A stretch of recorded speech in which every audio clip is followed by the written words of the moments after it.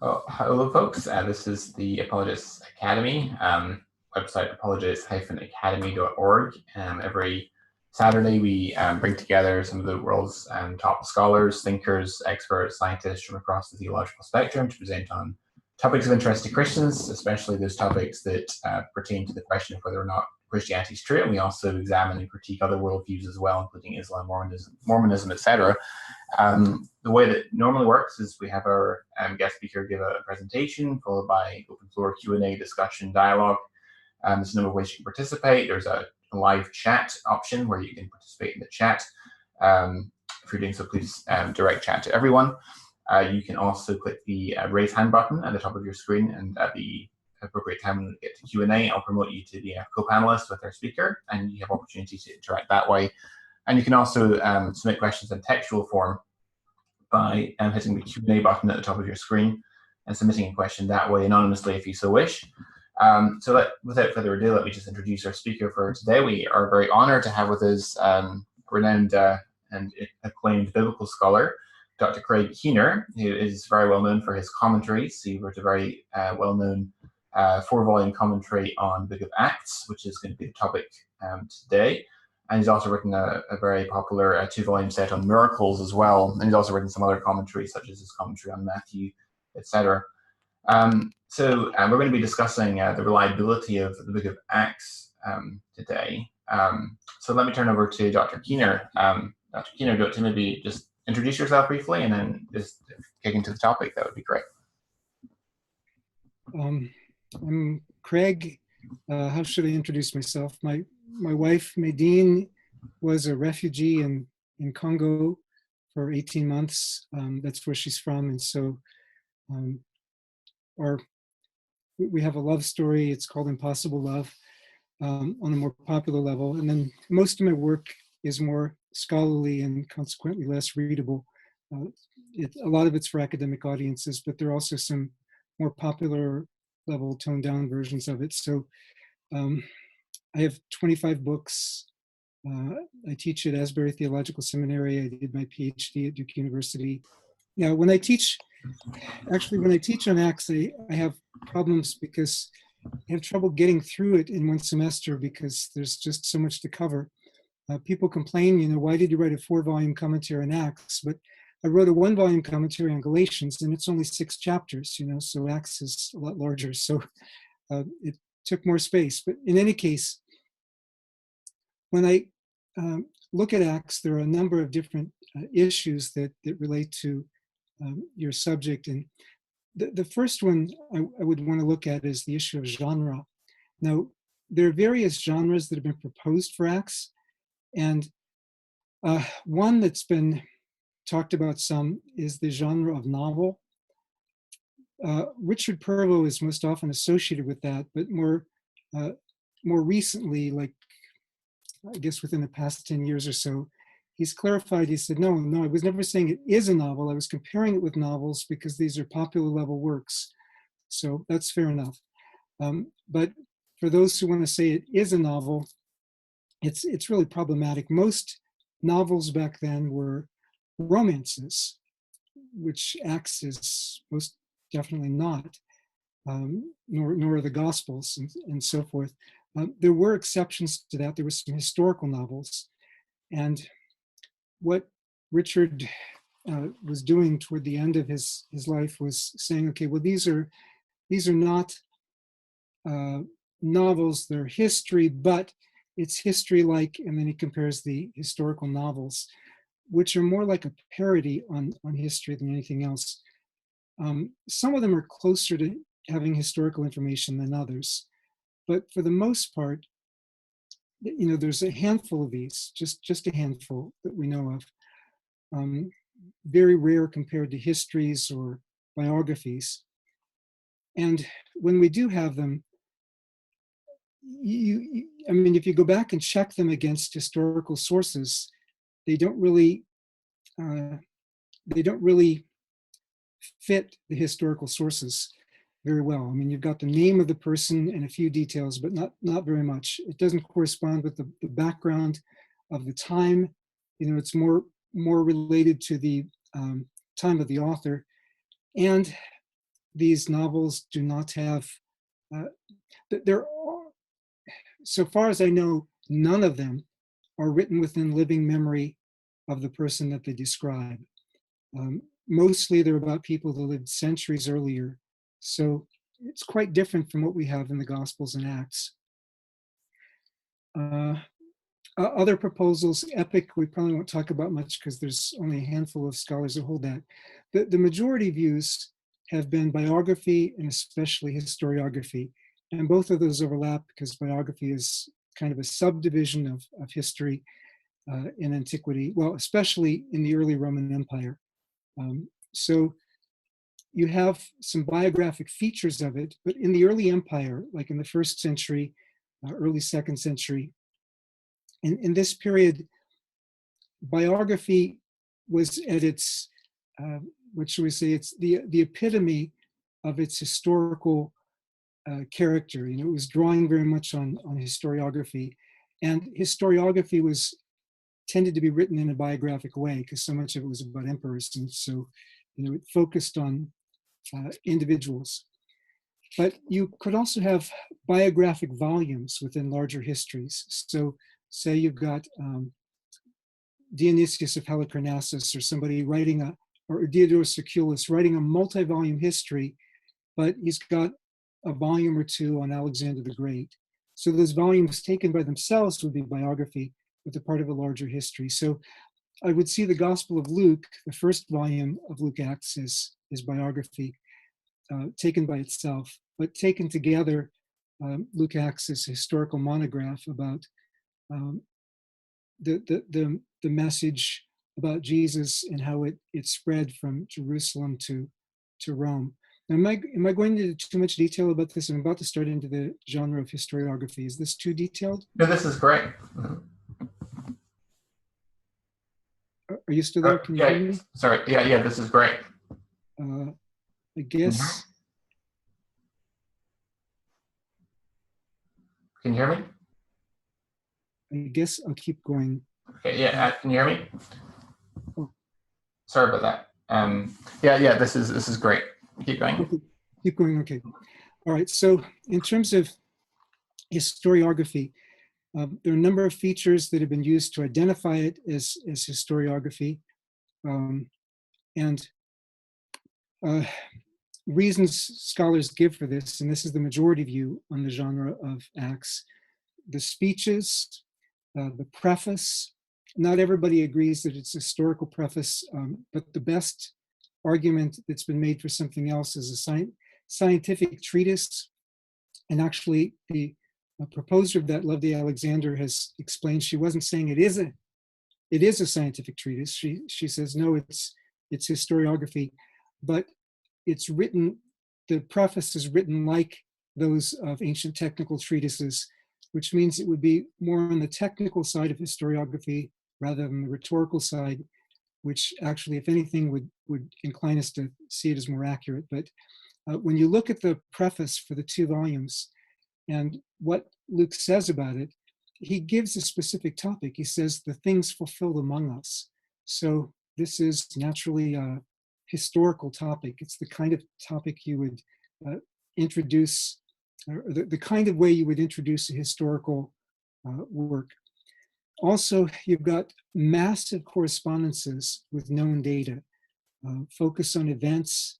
Occasionally you have synchronization. So for instance, Luke 2, 1 and 2, and chapter 3, verses 1 and 2, you have the names of who was ruling at the time. That kind of synchronization characterizes historiography. You don't have it a whole lot in Luke Acts, probably because Luke didn't have dates to assign to most of the events, because he's not working from annals, he's working from other kinds of sources. And yeah, historiography makes the most sense. Edward Meyer, probably the 20th century's most famous historian of Greco-Roman antiquity, concluded that Luke was a great historian and compares it with Polybius, Livy, and others. He wasn't writing a multi-volume, elite history like, say, Livy was. So the comparison may be a little bit overdone, but in any case, he's writing history.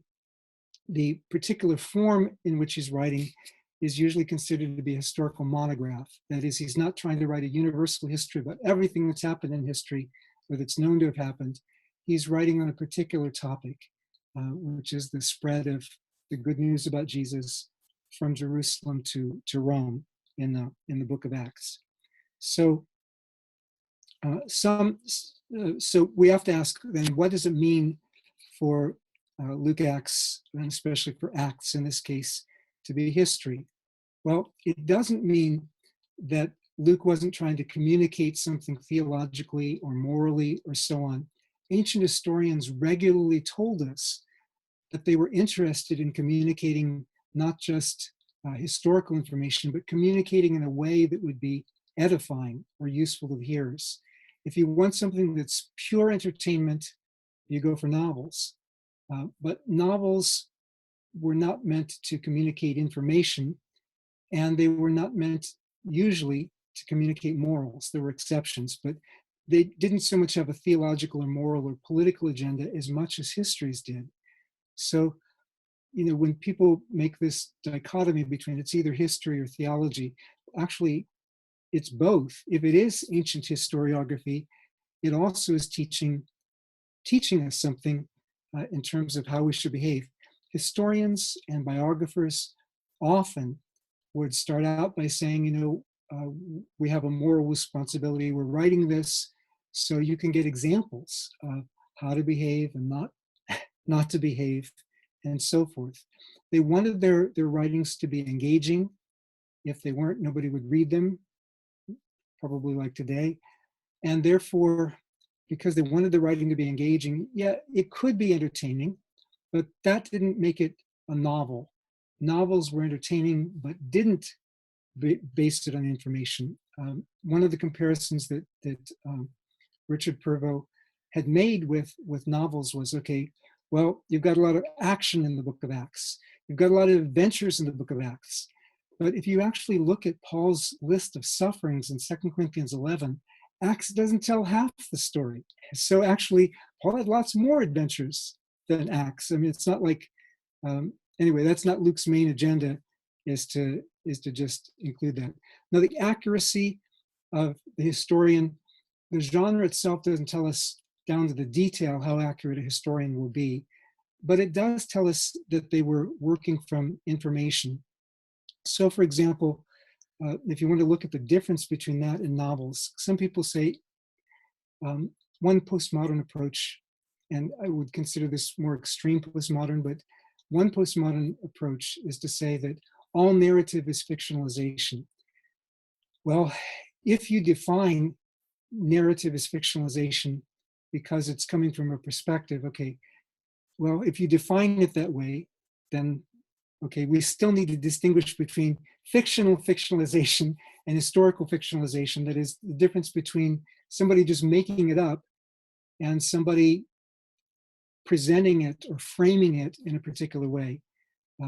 We always frame things in a given way, unless we're just giving random lists of information.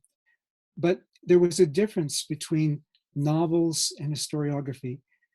And you can see that, for example, Lucian, who's this isn't just historians who claim this. Historians did claim to be writing information, but other people besides also claim this. Lucian in the 2nd century says that, you're not supposed to do that in history. You're not supposed to invent stories. You're supposed to base it on real information. The same with biographies, he said. Pliny the Younger, who was a rhetorician, Lucian was a satirist. Pliny the Younger, a rhetorician in the early 2nd century, says that what's distinctive about history is its concern for accurate facts. And history's primary goal has to be truth and accuracy, not rhetorical display.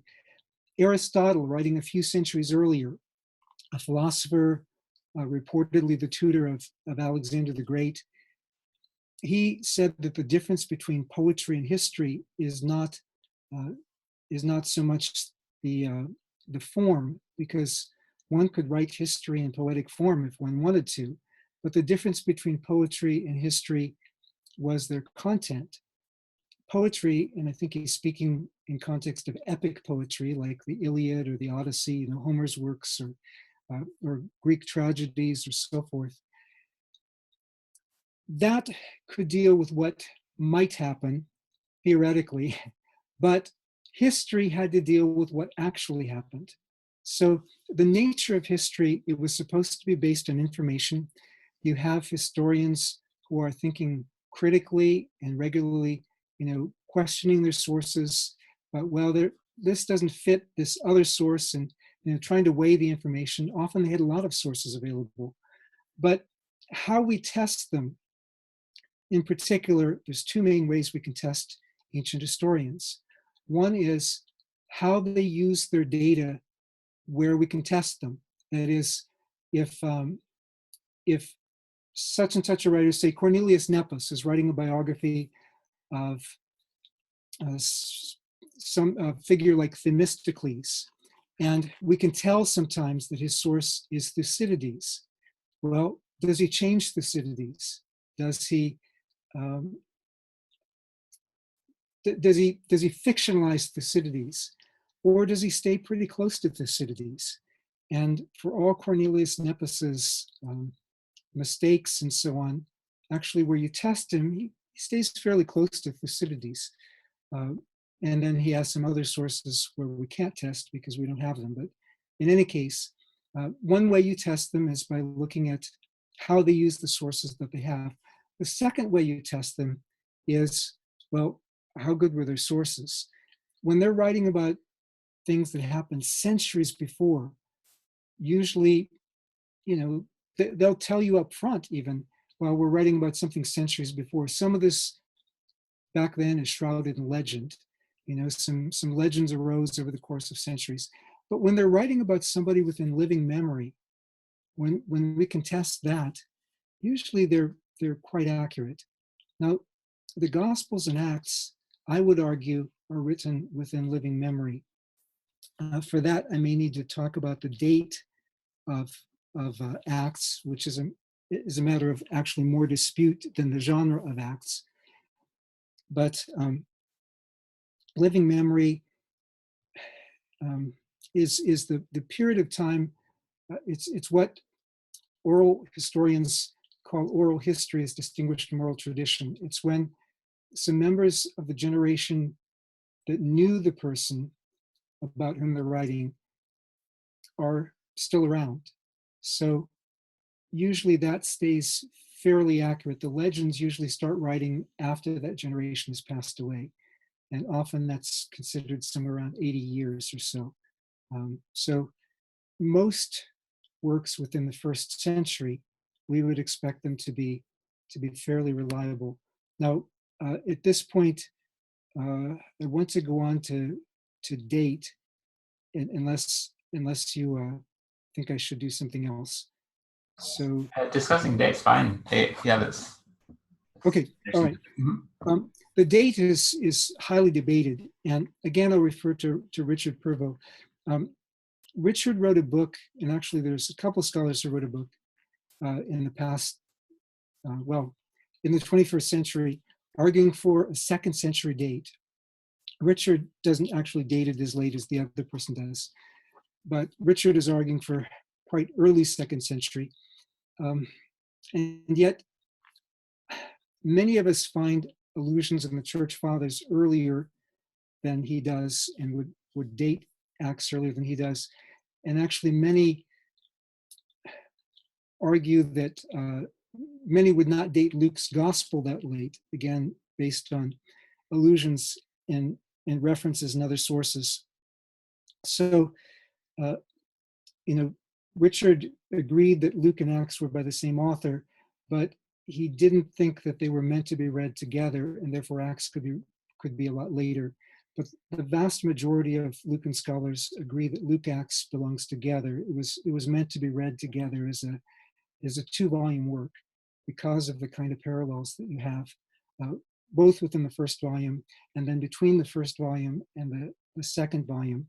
So if they were meant to be read together, and certainly Acts 1:1 says that. I mean, it says, the former volume I wrote for this purpose, and now I'm going on with the same substance.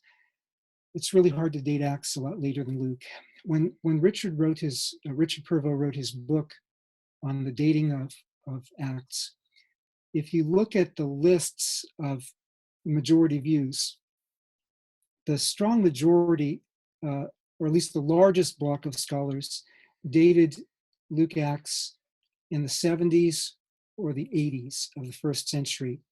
The second largest block at that time was in the 60s of the first century. The third largest block, which was maybe 10% of the names that he cited, was in the 90s. And then a handful of people were arguing for the second century. Now, the second century option has grown as a lot of, as his book has come out, a lot of people have followed that argument.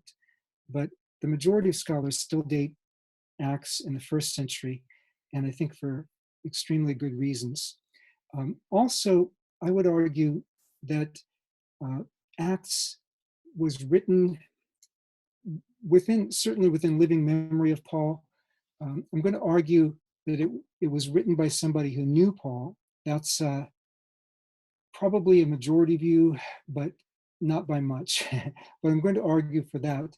But before I do, another consideration is the nature of Acts. It was written as a sort of, part of the purpose of Acts in any case is apologetic. So Luke's gospel, you have Jesus being exonerated by the Roman government. Repeatedly, Pilate says, I find no guilt in him. Herod doesn't find any guilt in him. And the centurion at the cross, instead of saying, is in Mark chapter 15, surely this was God's son, or surely this was God's son, he says, surely this man was innocent or righteous, which sounds like a toned down version of God's son, but it's very relevant to Luke's purpose. So, if he's God's son, well, then he's surely righteous too. But there's this apologetic element. Luke is writing to people outside Judea, people who recognize, okay, we're following somebody who was executed by the Romans, the Roman government, for high treason against the majesty of the emperor. That's what it means to be executed as king of the Jews.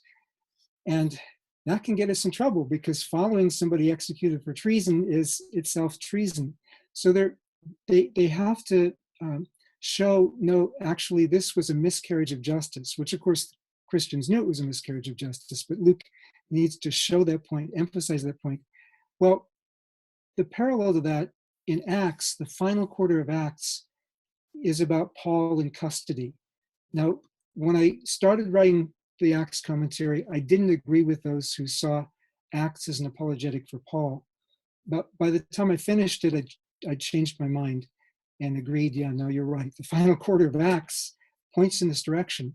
But what's interesting is that the key charge against Paul in Acts 24, verse 5, is that he's causing riots and unrest. That was the charge of sedition. It carried a capital offense. Now, if Paul is either in custody, for those who date Acts in the 60s, or for those of us who date Acts a bit later than that, if Paul has been executed by the Roman government, either way, you've got two strikes against you. First of all, you're following a lord who was executed for treason against the majesty of the emperor. Second, the leading figure of the diaspora mission. So you live outside of the Holy Land. You live in Greece or in Asia Minor or somewhere else, and you are your churches were founded by Paul or one of Paul's associates. Well, Paul now has been executed, or again, if you date it in the 60s, he's in Roman custody.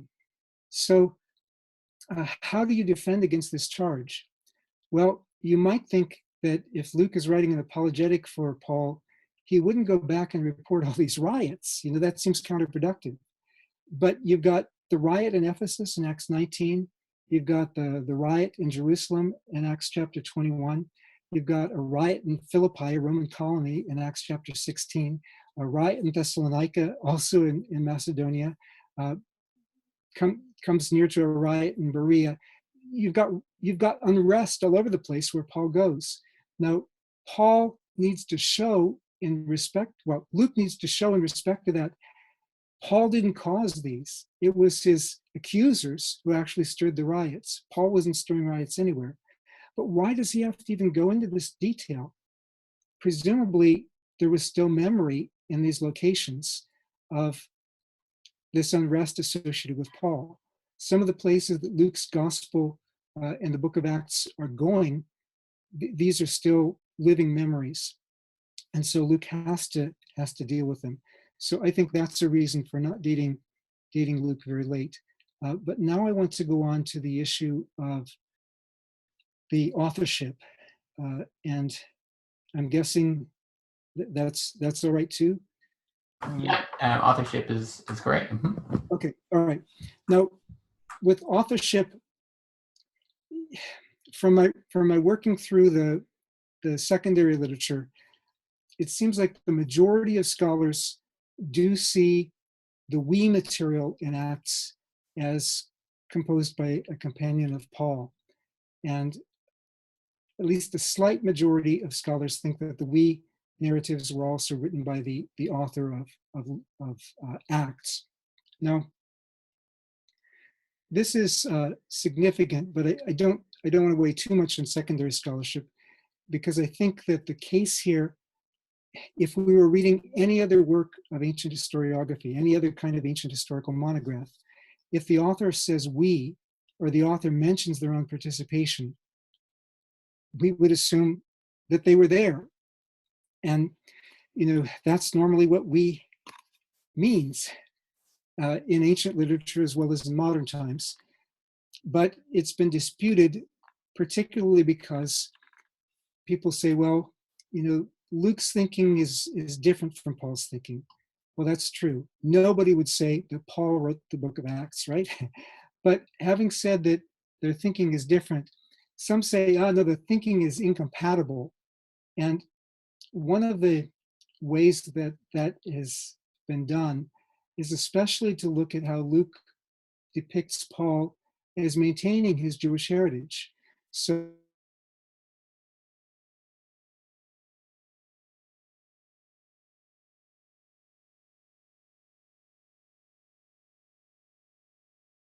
defend the local Jewish community. Acts 18:18, he shaves his head, which I did recently, except I can't get it all off, but try to make vow. Acts 21, he contributes towards the sacrifices necessary for Nazarites to complete their vow. And some scholars like Philip Fehlhauer have argued, oh no, that's not the Paul that we understand from Paul's letters, as if we know Paul better than Luke did. And Luke must not have known him hardly at all, certainly not his letters, or certainly not Paul in person, because how could he have this portrayal of Paul? Well, my students, if they write something about me, it's going to be from a different perspective than if I write about myself. But in this case, in terms of Paul and the law, we've got, since Philip Fehlhauer wrote, we've got the whole phenomenon of the new perspective on Paul. You've got the Paul within Judaism scholars, and even the scholars who don't hold the new perspective. And as far as myself, I'm kind of a mixture of different things depending on the issue. But whether you hold the new perspective or not, or the Paul within Judaism perspective or not, most scholars today don't agree that Paul was against the law. I mean, there's some polemic in Galatians because of the situation, but you get to Romans and it's much more carefully nuanced for a less polemical situation. So you don't see Paul being non-Jewish in Paul's letters. Paul is still Jewish, but he's a missionary of the Gentiles. Well, that's what we see also in the book of Acts. Their approach is somewhat different because, again, Luke is not Paul. But to say that they're incompatible, it doesn't make sense. Now, the we material. The most detailed sections of Acts are in the we material. It starts in Acts chapter 16, verse 10, when somebody is with Paul in Troas, helping interpret Paul's dream. They move from Troas to Philippi, and then in Philippi, after Paul's ministry there, Paul and Silas leave, the we stops. And then it picks up again in chapter 20, years later, when Paul comes back to Philippi. Now, this is as an unobtrusive way as possible of mentioning the we presence, the author's presence or the narrator's presence. Then the we continues through most of the rest of the book of Acts, and is still there with Paul in Judea. In Acts 24:27, Luke says that they were there for up to 2 years. And then in 27:1 and 2, the we leaves with Paul, so for Rome. So what all that suggests is that the we was with Paul for at least a couple of years, and that time includes time in Judea, although it was mostly on the coast. It wasn't in Galilee, which explains, how he gets the topography of the temple just right and gets the coastal area just right. And with Galilee, he's not really putting it all in geographic sequence because he wasn't an eyewitness for Galilee. He's just got the accounts from other people and arranging them as he will. By the way, ancient historiography and ancient biographies didn't have to be in chronological order. Historiography, you tried your best, but of course, if you didn't have annals that gave the dates for everything, then you just try to get it in there. But the we, if it were a fictitious we, why would it just start in Philippi? And why would it only pick up when he comes back to Philippi again years later? If it were a fictitious we, you would think that he would have claimed to have been there at the empty tomb or at Pentecost. But this is just somebody who's a background character who just happens to be traveling with Paul on these occasions, but enough that he would know something about Paul. So why at such obscure places? Why introduce only here? Sir Arthur Darby Knock, who was one of the leading classicists, Harvard classicist of the 20th century, said that he could think of at most one fictitious first-person usage in historical documents.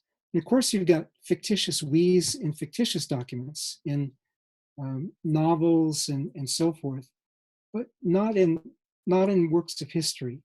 So some people have said, well, okay, it's authentic, but this we belongs to a travel journal. And that's why you have these precise periods of time to get from one place to the other that fits known travel conditions and so on. This isn't just somebody's memory. This is somebody took notes. Well, I can believe it could be a travel journal, but why would Luke become an inept editor at this travel journal and nowhere else, including a we that didn't include him? Because back in Luke chapter 1, verses 1 to 4, he says, he has all these accounts that go back to eyewitnesses. Presumably there were some other first-person pronouns in his other sources, but he doesn't retain those. And actually, by the way, when you look at Luke's other sources, where we can test them in the gospel, I'm among those who think that Luke used Mark and also some material that was shared with Matthew through a common source, and probably a bunch of other sources as well. But where we can test him against those other sources, Luke pretty much sticks to the sources. So we would expect the same method in Acts. I mean, if he's a good historian in his first volume, chances are he's going to be a good historian in the second volume. And again, this is within living memory, and especially in the book of Acts, and especially the part about Paul, where it would not only be within living memory, but the we is an eyewitness. So I think that's important. In other ancient literature, we normally meant we, and I've read through volumes and volumes of ancient historiography and volumes of ancient biography, and I just don't think we would take the we to be anything other than what it's the author is saying, I was there. And sometimes an author will mention themselves in the third person. Sometimes they'll mention themselves in the first person, but sometimes they'll do both. Luke in his preface uses first person singular, but later on in Acts he uses the first person plural because he's just traveling with a group and has to mention himself unless he wants to, imply third person in the by saying they. Well, in terms of who this companion was, that's less of an issue for historical reliability. But who the companion was, you look at the later Pauline literature to see who was with Paul in Rome. And then you subtract the named persons in Acts from that point, and you subtract anybody that it couldn't have been. And pretty much it comes down to Luke. Some people say, well, the later church guessed. Seems to me they guessed pretty well. But things like authorship would probably not be quickly forgotten. I mean, Luke dedicates this volume to Theophilus. Often writers did not give their names in the introduction of their works because the recipients knew who the author was. And sometimes it would actually be stated in the outside of a scroll. So I think we have really good reason to believe that it was Luke. Now, something else that is, I think, even more important to look at in terms of historical reliability is to just compare what historians said on ancient events, and also to look at Luke's preface. Now, with this, I'm gonna look at my notes and just checking in with you to make sure this is okay. And after this, this is going to take me a little while, but after this, I'll be good to go. Yeah, this is great. Yeah, keep going. All right, thanks. So a preface should announce what's to follow. The content that Luke promises in Luke 1:1-4, he says in Luke chapter 1, verses 1 and 3, an orderly narrative of the things fulfilled among us. And in verse 4, he says this is to confirm what Theophilus had already learned about such events. Luke says in verse 1 that many have already undertaken to write an account of these things. He's probably not speaking of the whole narrative. He's probably speaking there more about the gospel narrative. But then in verse 2, he speaks of oral sources. And oral sources back then tended to be more trustworthy than today. If I forget something, I just Google it. Easy enough. They couldn't Google it back then. And finding something in a reference work, if there was such a reference work, would be pretty hard. I mean, Luke gets the correct names of the correct titles of the correct local officials throughout the Roman Empire, even though, as far as we know, there was no reference work that could do that. You'd have to go around from place to place to collect that if you wanted to get it accurate. Or you'd have to know somebody like Paul who had been in those places who could tell you. But, when Luke talks about, things that were passed down from the oral sources, again, he's probably speaking especially of the work in his gospel, but also he's got accounts about Paul's ministry from Paul directly. We know Paul talked about those things because sometimes in his letters he mentions those things let down from the wall at Damascus, 2 Corinthians 11, or certainly his conversion story and subsequent preaching in Galatians 1 and so forth. So Luke would have access to that information. In terms of people's memories, some people have recently said, nobody's going to remember something for 50 years or so. Well, the later events in Acts certainly were not 50 years. But even for things that might be remembered for like 50 years, I think memory studies have shown that of the things that are very significant to us right now, only maybe half of them will we remember after 5 years. But that's still enough. I mean, it may not be it won't be in sequence, but that's still plenty of material. And of the things significant to us that we remember after 5 years, we may still remember a majority of that after 50 years. So once it gets into long-term memory, it tends to stay there, or most of it tends to stay there. Certainly enough to write what Luke would have written. Certainly enough if he's depending on multiple sources and so on to be able to have done that. But in antiquity, memories were practiced a lot more um, stringently than we do today. I mean, it was part of all education, and Luke certainly was educated, and Paul certainly was educated. Even elementary education, was focused largely on memorization. An advanced level, disciples, which is what Jesus' followers were, and disciples didn't all have to even be literate, but certainly the tax collector would have been literate, but disciples had to be able to remember what their teacher taught them. Um, little short sentences like Proverbs sort of things, those would be actually memorized, practiced over and over again. But the general substance of the teaching, and stories, parables, things like that, wouldn't have to be remembered verbatim, but you'd have to remember the core of that. You'd have to remember the substance of that. And again, that was something disciples were expected to be able to do, to reproduce their teachers' basic teachings. That was practiced in Greek philosophic schools. Those things were passed on. The Pythagoreans were probably really exceptional about this. It was said, and I don't know if it's true, but it was said that a disciple wasn't allowed to get up the next morning out of bed until they could repeat back everything their teacher had said the day before. So those of you who are listening, watch out, we're going to quiz you tomorrow. Not really. But some of the kinds of exceptional memories you had would be people like Seneca the Elder. Now, he's not normal, but I use him as a graphic example of how far people could go with this memory training. He says, when I was young, my memory was really good, and I could remember, um, 2,000 names that were given to me and repeat them back in exactly the same sequence, or 200 verses. I could repeat them in reverse sequence right after having heard them. Now that's highly extraordinary.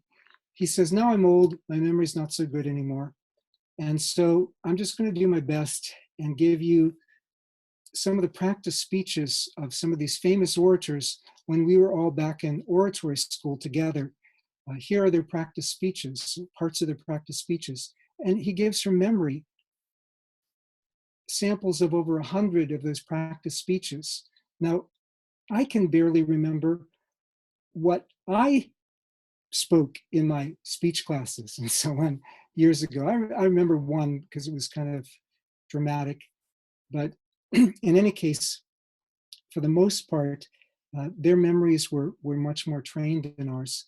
We have another example of somebody who went to an auction and at the end of the day could repeat back every item that was sold, the price for which it was sold, and the person to whom it was sold with no notes. Another person went to a poetry reading and at the end of the reading jumped up and said, "No, that's plagiarism. You stole my poem."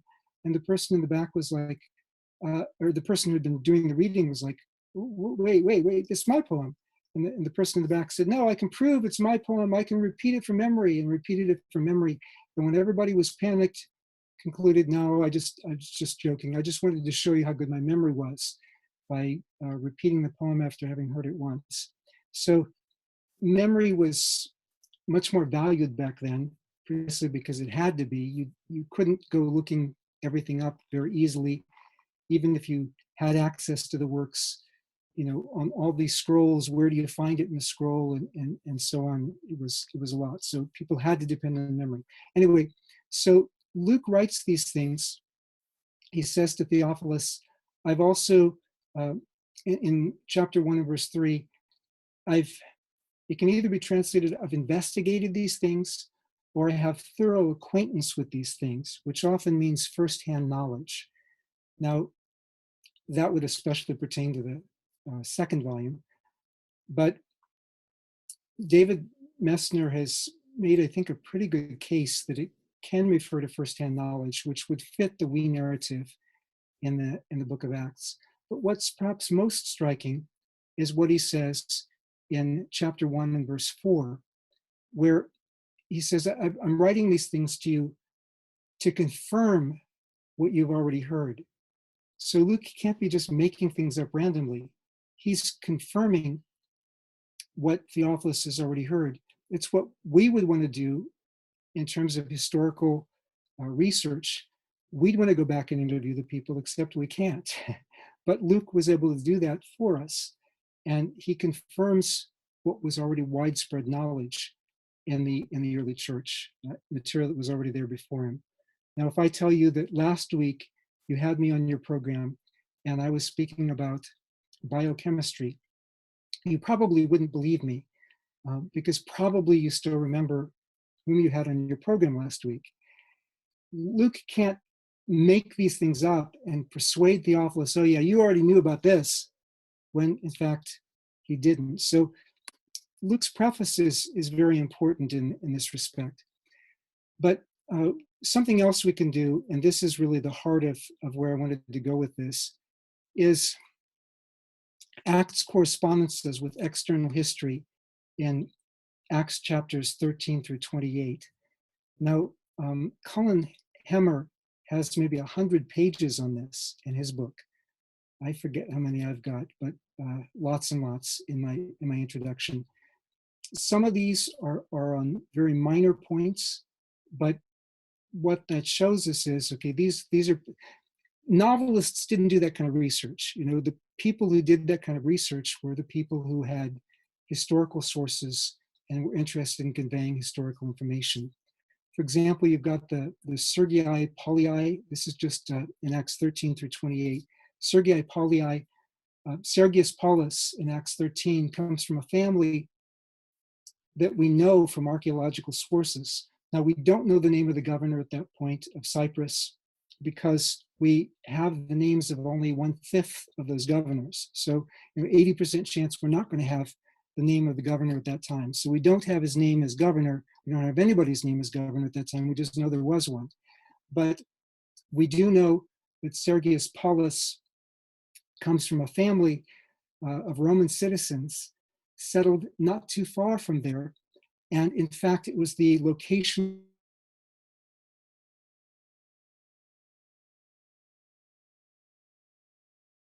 of these, because so many of them are, and this is like the heart of where the evidence is, but some of it would be probably too boring for some of you, and it's in the books if you want to look at it in more detail.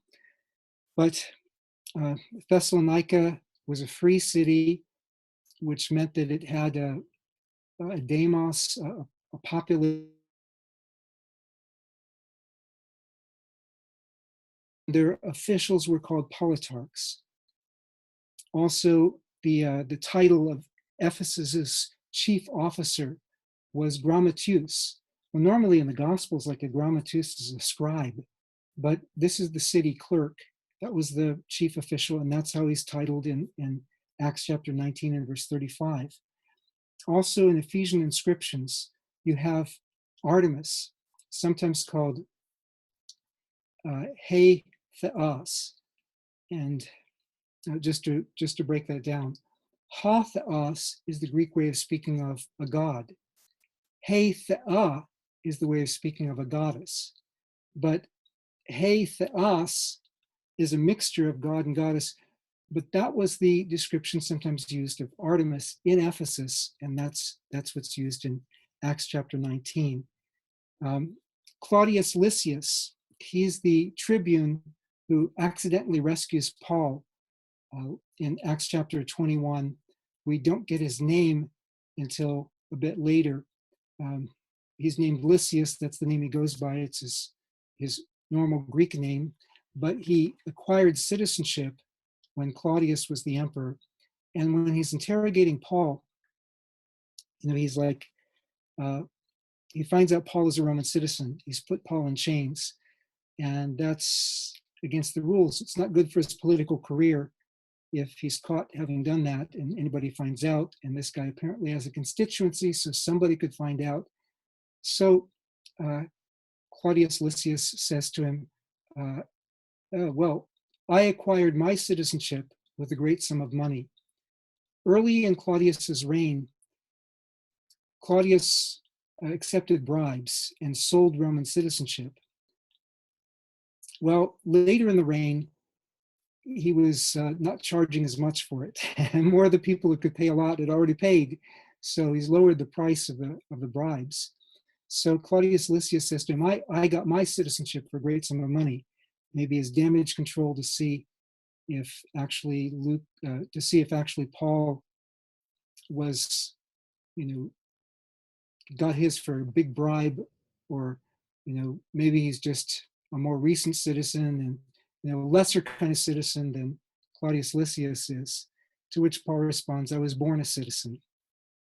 Now, we know that there were a lot of Jewish Roman citizens who were descended from freed slaves in Rome. From Pompey took slaves Jewish slaves, sold them in Rome, 1st century BC. Other Jews bought their freedom. Normally, when you were a freed slave of a Roman citizen, you became a Roman citizen. So Paul is probably descended from people who got their citizenship by being slaves. But the point in Acts is he was free-born and he was citizen-born because his parents were Roman citizens. So in terms of citizenship, he's of higher status than Claudius Lysias, and Lysias says, oh boy, okay, we got to deal with this. As soon as Paul says, I was born a citizen, the people who have him in custody release they stop the plans for torture, and things move along. Again, people didn't research things like the interior of Asia Minor, what that was like, but you get that just correct from what we read in Acts 13 and 14. Ananias is the correct high priest at the time of Acts 23:2. Felix's tenure as the governor of Judea fits that. And in fact, he's the husband of Drusilla, who was a Judean princess. Drusilla was one of 3 wives. Felix married 3 different women over the course of time, but she was his wife at the time that this narrative actually took place, and she's the one who's named in this narrative. You have the same thing for Festus. He becomes the governor when Felix is recalled to Rome. Felix leaves in Acts 24:27. Festus comes. Festus is pretty much the way he's portrayed here. He's a fairly fair governor. Didn't last real long, but fairly fair governor. Bernice was with Agrippa, just like she is in this narrative, with Agrippa II. That was her brother. She had been married, but the marriage fell apart. And at this period, she was staying with her brother. Again, somebody's making this stuff up is going to get the wrong people in the wrong place at the wrong time, but everybody's in the right place at the right time. Acts chapters 27 and 28, the itinerary, the weather conditions, the sailors' actions often are correct down to minute details, so that, even some of these things were noted by a mariner in the 1800s who sailed on the Mediterranean, the storm conditions and so on.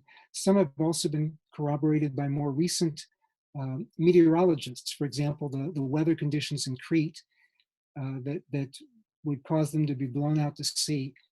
Some details that we now know about ancient ships based on marine archaeology and other ancient sources and so on.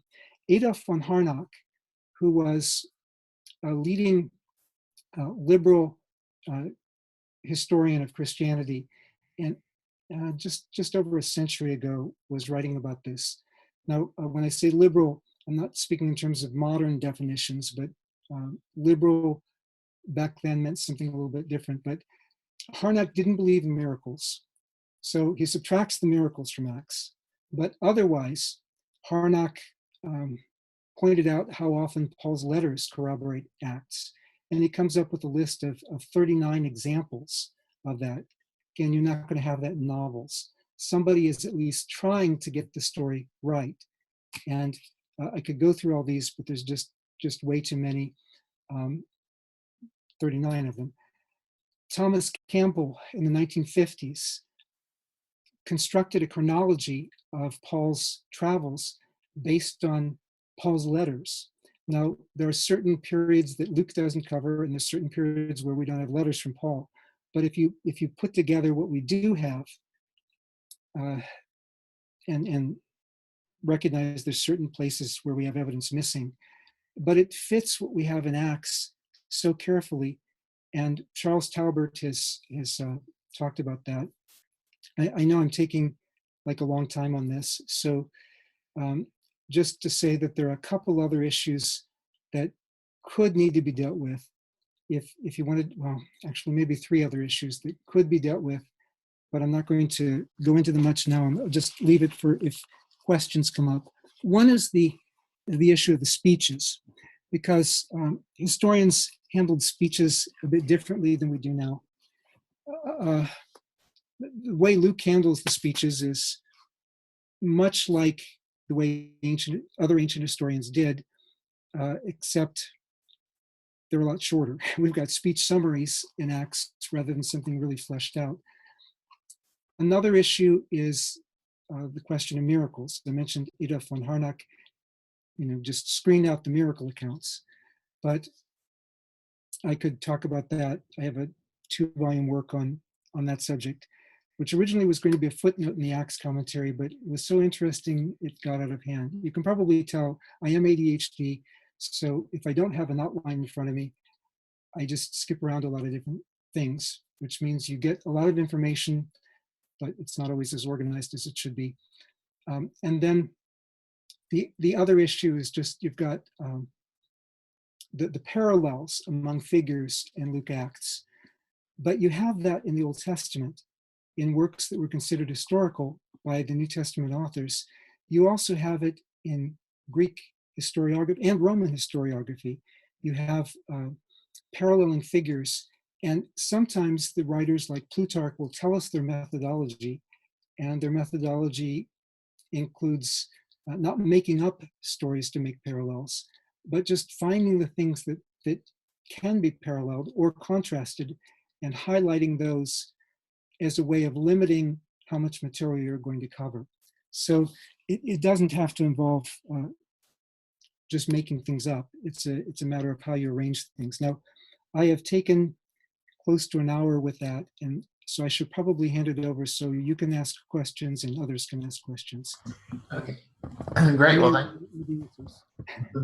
thank you, Dr. Keenan. That was fascinating and very edifying for us. And Folks, this is the interactive portion of the program. If you would like to talk to Dr. Keenan, you can click the raise hand button at the top of your screen. You can also submit a question by hitting the Q&A button as well.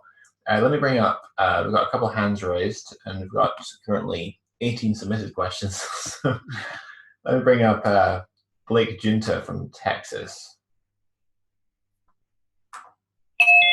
Hey, Blake. Hello, hello. How are you? I'm very well. How are you? Doing well. Dr. Keenan, man, thanks so much for coming out. Oh, I can't hear you. Something happened. I think Blake's connected. Testing. Okay, you're good now. I heard that. Here. Can you hear me better? Yes. Okay. So I said, hey, thanks for coming out and doing this with us. We were very awesome. Thanks. So I wanted to ask, I guess, about in the book of Acts, these big numbers that the author ascribes to how rapidly Christianity grew. So if I could kind of divide that up into 3 questions. I'm going to have to write them down. Okay. All right. And I can repeat it as needed. But my first question is, by year 3 of early Christianity, 3 years after Jesus allegedly rose, about how many Christians do you think were there? I don't know if you have an estimate of that or any thoughts. Was it like more like 1,000 or more like 20,000? The second question is, why did early Christianity grow? What was the major factor? And you can answer that rapidly. You don't nothing too detailed. And then my third question is, were virtually all Christians in Jerusalem? Is that kind of where they were all hanging out with the apostles, or were there a lot in other places in the earliest phase. Thanks. Mhm. With big numbers, some have argued that it's just a. Can everybody hear me? All right. Yep. Keep going. Okay. Yep. Mhm. Some have argued that it's just a feature of ancient historiography that sometimes they exaggerated numbers, and sometimes they did, but often they also tried to get them right if they had sources for those. Now, one of the major arguments against Luke's high figures is that by the if you look at a fairly even rate of growth for the number of Christians that would have been in the Roman Empire by the time that, but let's say the time of Constantine or something, some have argued, well, it could only be this many. So you've got a very gradual growth rate. My answer to that is that actually we don't have, in most movements, a gradual growth rate. Often you have spurts and then it levels off. I actually wrote an article about this, but I compared some other movements where we can test them. For example, Francis Asbury, who was like the leader of US Methodism, when he came to the US, it grew pretty fast in the UK too, but in the US, from the time that Francis Asbury got to the US to the time that he died, Methodism in the US grew 1,000 times over. So that's over the course of several decades, grew 1,000 times over. Pentecostalism, if you, well, global Pentecostalism with small g, if you start, say, with 1901 or 1906, depending on where you started, it's grown to maybe 500 million people over the course of a century. So, and there are a lot of other movements where we could make similar observations. All that is to say that often movements start with a big spurt, and then they level out. Revival movements, sociologically speaking, not just Christian movements, but in general. Now, why, as far as how big they were by the year 3 after they started, it depends on which events happen in which year. It looks like they've got somewhere around 5,000, by Acts chapter 3. Now that's taking Luke literally.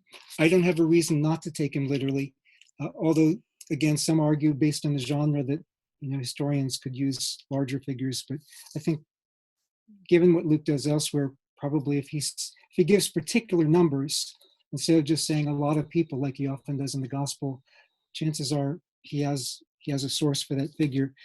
But in any case, why did it grow?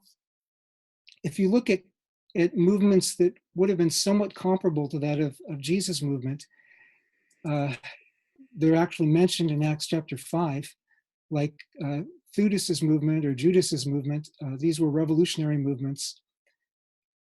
Usually the movement didn't, well, actually, I guess Judas's movement did outlive him because the revolutionary is still going on. But if you look at Theudas and the Egyptian false prophet, as Josephus calls him, pretty much their movements dispersed when they died.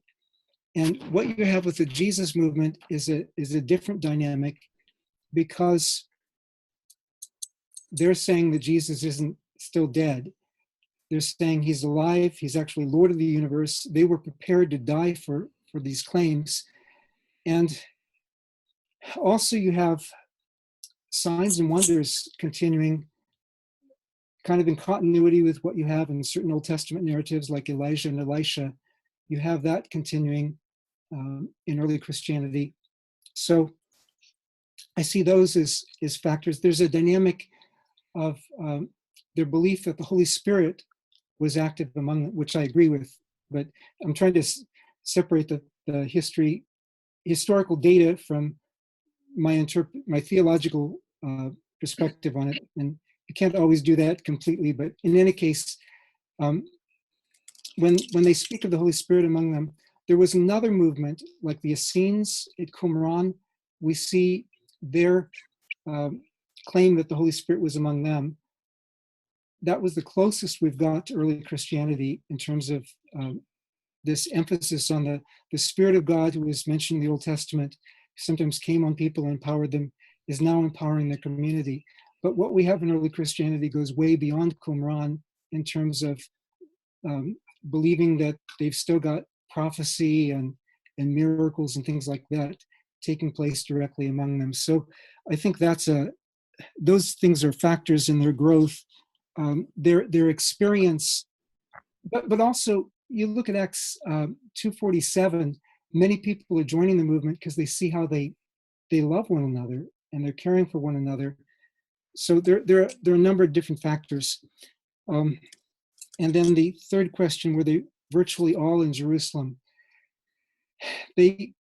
Jerusalem and Judea, like outlying parts of Judea, people who came to the temple on the day of Pentecost, already you have some diaspora Jews there. But the movement was largely centered in Judea, with its center in Jerusalem, until they were scattered in Acts 8, according to Acts. And you see that in Paul's letters too, that the movement was centered in Jerusalem, although this would be after the persecution in Acts 8 had died down. And I'm talking too long. I'm not giving people enough time. So specifically, I was curious about what percentage of the Christians were basically part of the Jerusalem church in the earliest phase. I'm guessing maybe 90%. Okay, excellent. But that's just a guess off the top of my head. Yeah, awesome. Okay, thank you so much. Thank you, Blake. I had a question off the back of what you said just there, concerning, because you mentioned Acts 5, Gamaliel's reference to Judas the Galilean and to Thaddeus, and as you know, you touched on it, in fact, in your commentary on Acts, there's a common objection here because Theodos, according to Josephus, lived in the 40s AD and Judas much earlier than that, in 6 AD, if I'm not mistaken. And it's often been argued, Richard Pervo, for example, argues that this is actually based on a misreading of Josephus on the part of Luke. And so actually this is part of the argument for Lucian dependence upon Josephus. How would you deal with that objection? Well, it's interesting that one of the main arguments for Luke's dependence on Josephus is where Luke actually disagrees with Josephus, where I would think that probably that's an argument against his dependence on Josephus. Now, Luke and Josephus actually disagree, and so one of them is mistaken on this point with Theudas, although there are other explanations. One is that there was more than one Theudas, or they're conflating characters or things like that. I don't think there was more than one Theudas myself. I don't find that persuasive because it's not that common a name in antiquity. But in any case, the idea that Luke has to depend on Josephus to get this, you've got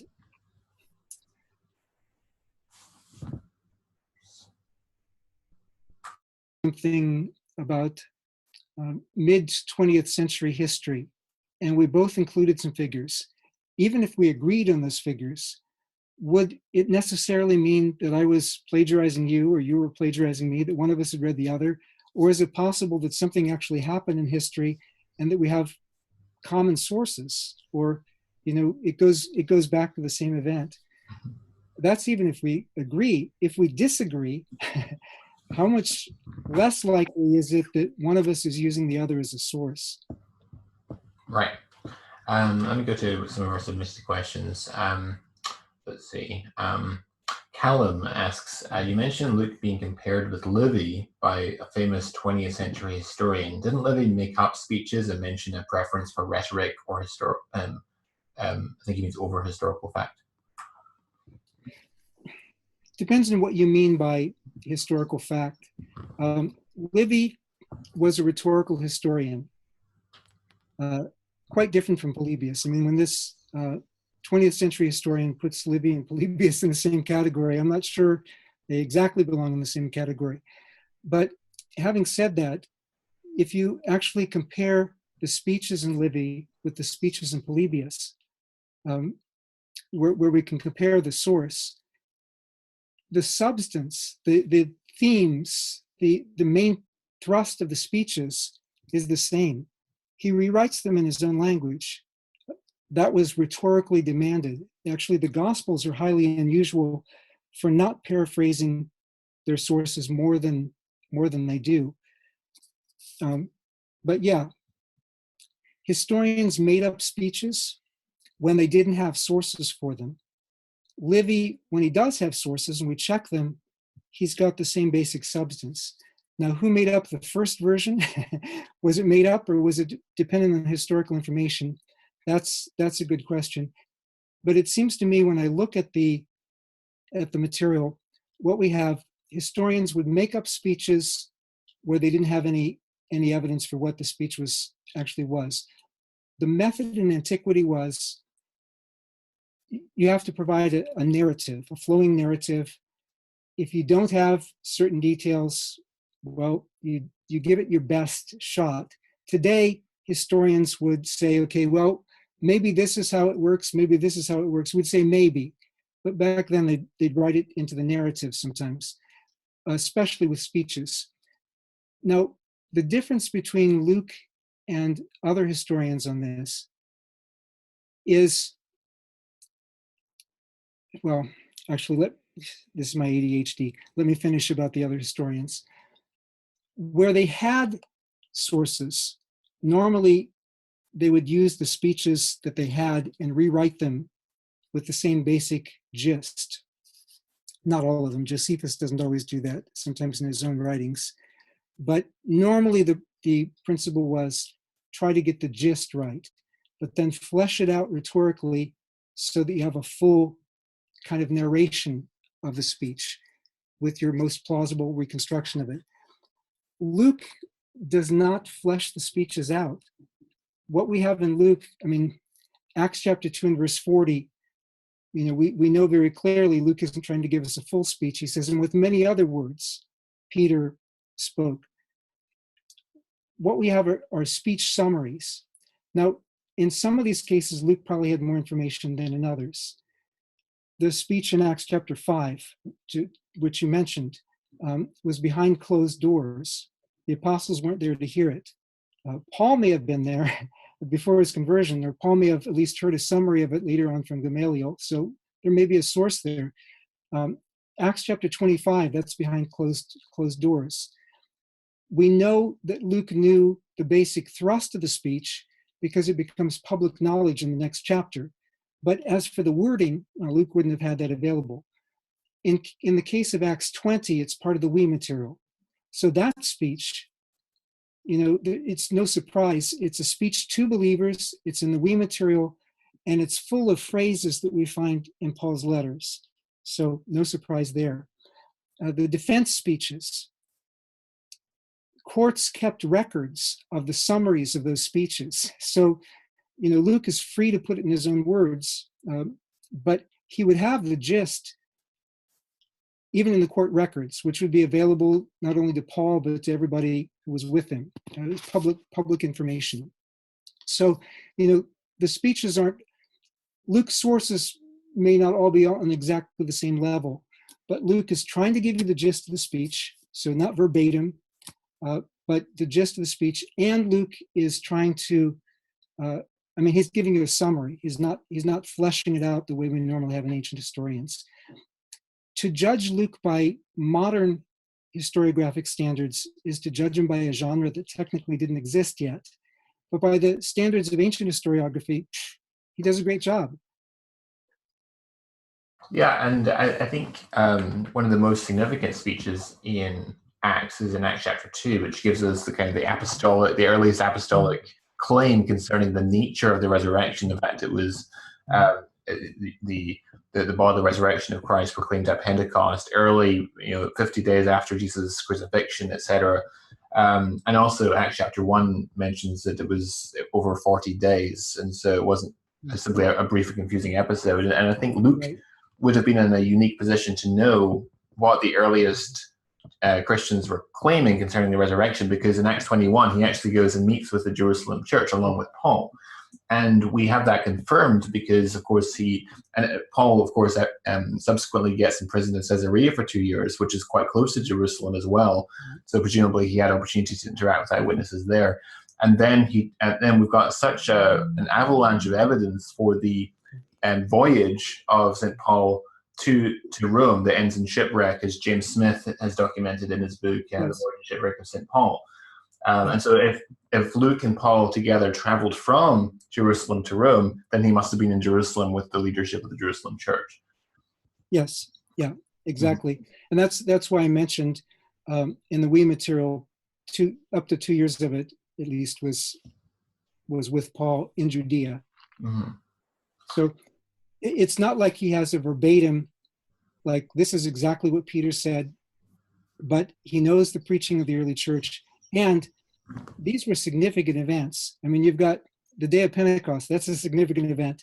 What you have in Acts 3 with all those people converted, that's a significant event. So these are things that people would remember, at least, this is what he preached about on this occasion. Mm-hmm.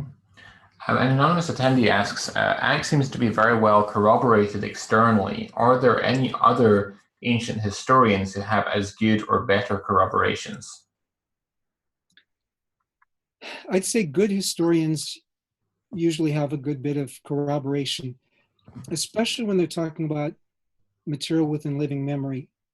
What I did to test this out, and actually this was for working on the Gospels as biographies, as Richard Burridge has pointed out, but what I did in that case was to take Suetonius, who was writing biographies of the Caesars, take Tacitus, whose history overlaps with that same period, and Plutarch, who has some biographies of some of the same people, and then put them in 3 parallel columns, the way we do with the Synoptic Gospels, and just test, did biographers think that they were free to just make things up, or did they depend on pre-existing information?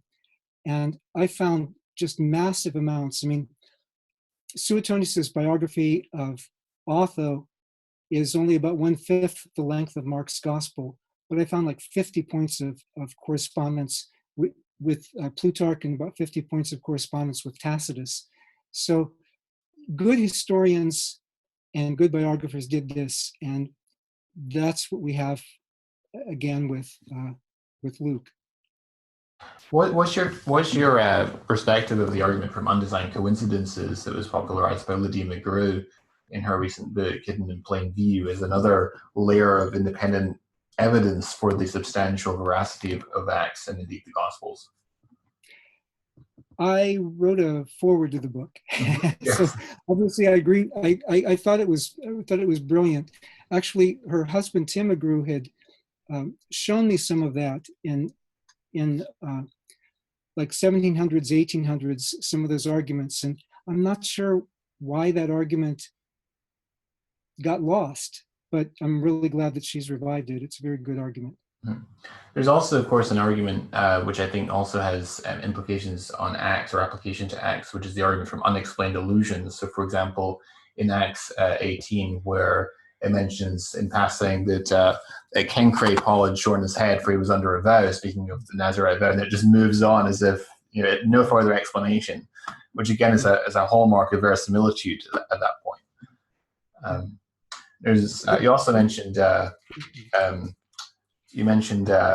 Felix and Drusilla and Paul before them in Acts 24.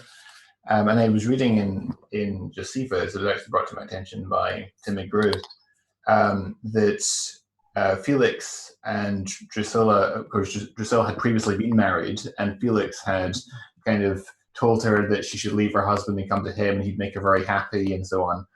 And then Jewish magician to persuade her to do that. It was really wicked. Yeah, and it says that Paul, so it says in verse 24 of Acts 24, after some days Felix came with his wife Drusilla, who was Jewish, and he sent for Paul and heard him speak about faith in Christ Jesus.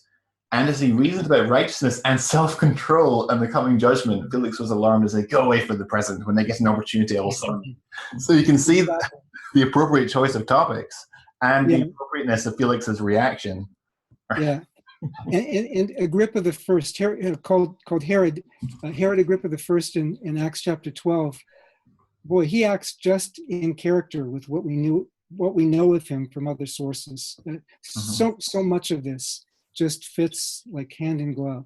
Yeah, Pilate's another one that's interesting because Pilate, according to Philo of Alexandria, he directed the shields in Judea, and the people were a bit upset about this because they assumed that there would be graven images on these shields, although according to Philo there weren't.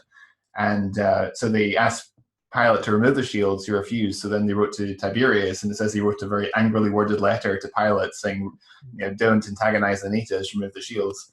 And so in John's Gospel, when the Jews are accusing Jesus, they say, if you let this man go, you are no friend of Caesar. Very appropriate choice of words for. I was working on that passage and comparing Philo's embassy to Gaius, where he talks about this, I think like 3 days ago or something. So yeah. It's all over the place. We've got so much material. Yeah, another really interesting one that again was brought to my attention by Tim McGrew was in when Paul is before Ananias, the chief priest or the high priest, and the Jews say, you would revile God's high priest, and Paul says, oh, I'm sorry, brothers, I didn't realize he was the high priest. And then it turns out from reading Josephus, actually, he wasn't the high priest, but he was acting in judgment in that assumed capacity, because he previously held the office, and then he'd been deposed, and his replacement had been murdered, and there wasn't yet another appointed to the station, so he had, during the vacancy, assumed upon himself the discharge of that office. Josephus thinks that Felix helped arrange the murder. I don't know how he knew that, but it's interesting.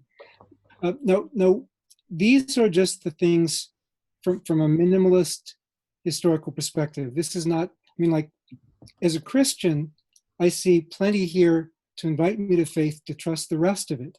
Well, even just as a historian, though, where you see this much corroboration, it seems to me that the logical thing to do is to assume that where you can't test the narrative, Luke is going to be equally careful. Yeah. So, at the very least, what you've got is a very careful historian, and at the very least, from a purely secular historiographic perspective, if it's possible to be neutral, a neutral perspective would say, this is really good source of information. We should accept at least the vast majority of this as accurate. And as Christians, we may go further than that, but we've got plenty there to work with. Right. Yeah, absolutely. Let's see. Do you think the kind of do you think modern historians have neglected kind of the argument from induction?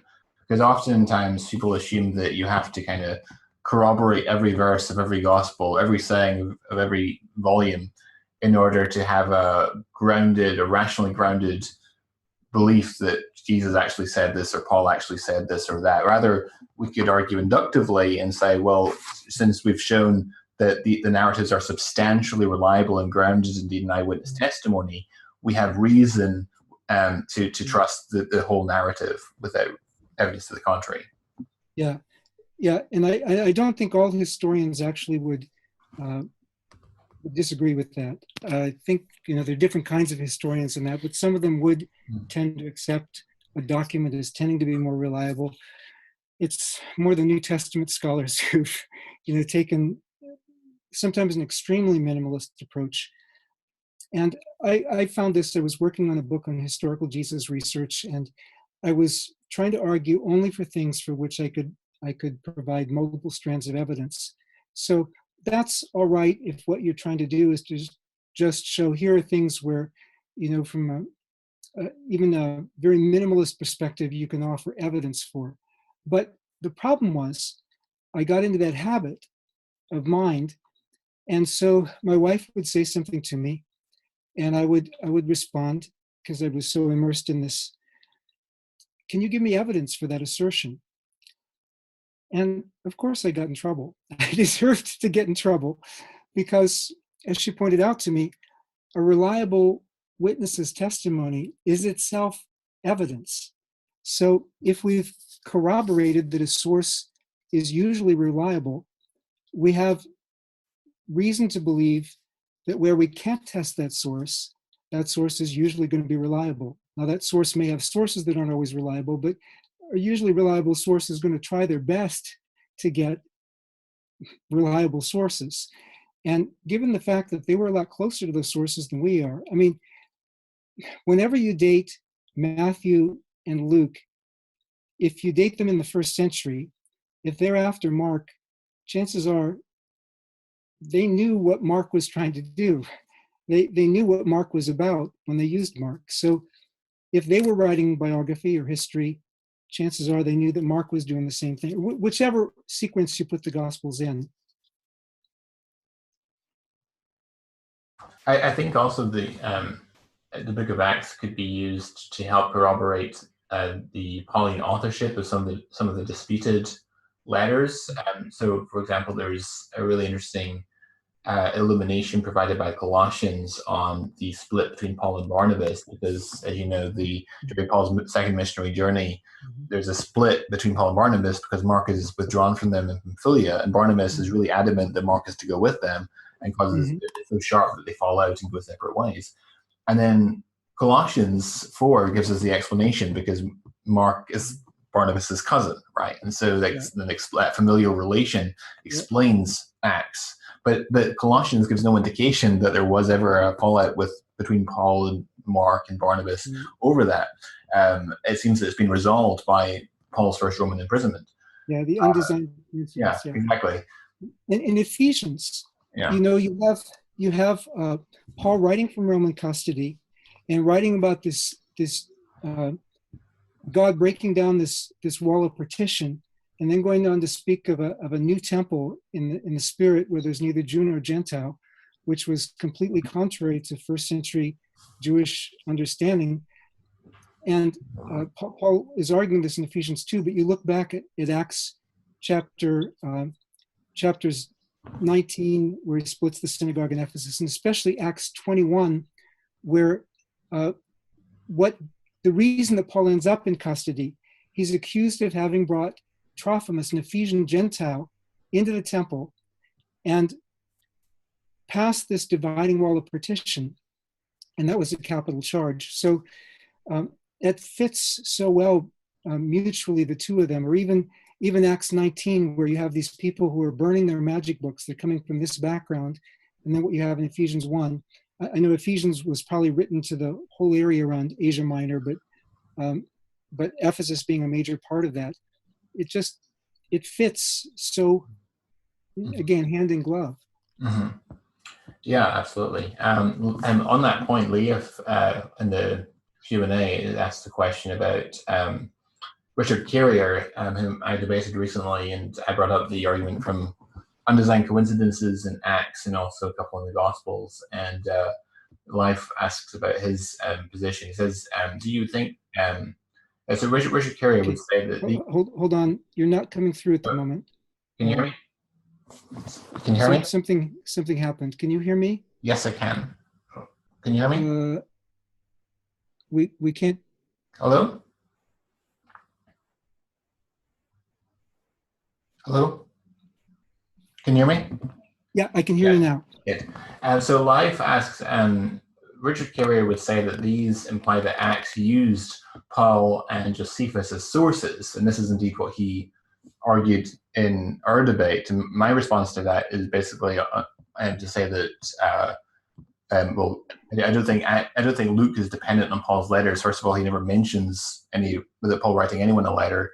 He also never he also never mentions the collection explicitly that was being prepared by the saints in Macedonia and Achaia for the church in Jerusalem. And he never mentions Titus, who's very prominent in 2 Corinthians, etc. And then you have details that are thrown into the epistles that are not in Acts, like in 2 Corinthians 11, the escaping from Damascus and King Aretas of the Nabateans is role in that. Do you have anything to add on that?